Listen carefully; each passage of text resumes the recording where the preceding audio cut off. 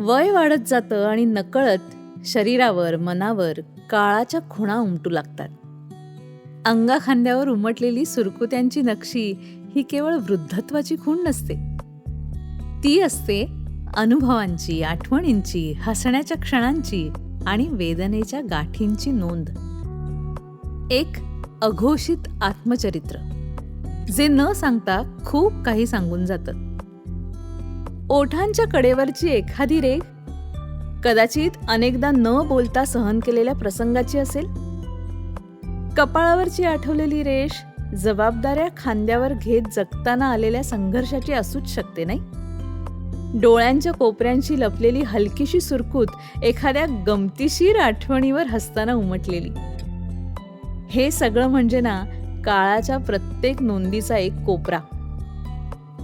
साठवलेल्या आठवणींसारख्या या रेषा. लहानपणी अंगणात खेळताना आईने ओरडून हाक मारलेली आठवण असेल. वडिलांच्या खांद्यावर बसून पहिल्यांदा मिरवणूक पाहिलेला तो क्षणही असू शकतो. कॉलेजमधलं पहिलं प्रेम, त्याचं ते अबोलपणे संपून जाणं. लग्नाच्या दिवशी डोळ्यांच्या कोपऱ्यात अडकलेलं पाणी. मुलांच्या पोट धरून चालण्याची हुरहुर आणि नंतर त्यांच्या पावलांनी दूर होत जाण्याचा अनुभव. या सगळ्या आठवणी काळाच्या कापसात घट्ट गुंडाळल्या गेलेल्या असतात आणि जसजसं वय वाढतं तसं तसं त्या गुंडाळीतून एक एक धागा मोकळा होतो. मग तोच आठवणींचा धागा आपल्याला उगाचच एखाद्या दुपारी खिडकीत बसवतो आणि कोरड्या डोळ्यात एक सारा गढूळपणा आणतो. पण या सुरकुत्यांचा अर्थ केवळ दुःख, थकवा, हरवलेपण असं नको ना मानायला.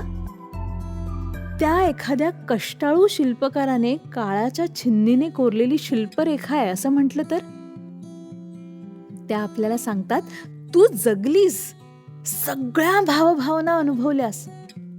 तू फक्त पाहिलं नाही तर आत खोलवर झेललंस. वयोमानाप्रमाणे जेव्हा शरीर थकतं, मन निवांत होतं, तेव्हा या सुरकुत्या आपली खरी ओळख सांगायला सुरुवात करतात. त्या सगळ्या झालेल्या अपूर्ण गोष्टी, न सांगितलेल्या कथा, जपलेल्या नजरा, विसरलेले संवाद, सगळं या रेषांच्या गाठीत दडलेलं.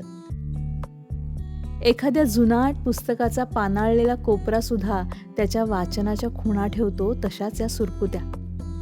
आपल्या प्रत्येकाचा एक अनुभव, एक गोष्ट, आपल्यात असलेल्या बालपणाची एक आठवण, तारुण्याच्या उर्मीची एक छाया आणि वयस्क काळातील शहाणपणाचं भान, सगळं सगळं त्या अंगाखांद्यावरच्या नक्षीतून हळुवारपणे डोकावतं. आज ना आरशात पाहताना एक नवीन रेष उमटलेली दिसली. जरा निरखून पाहिलं तर म्हणाली, घाबरू नकोस हा, मी तुझ्या जगण्यातली अजून एका क्षणाची सही आहे.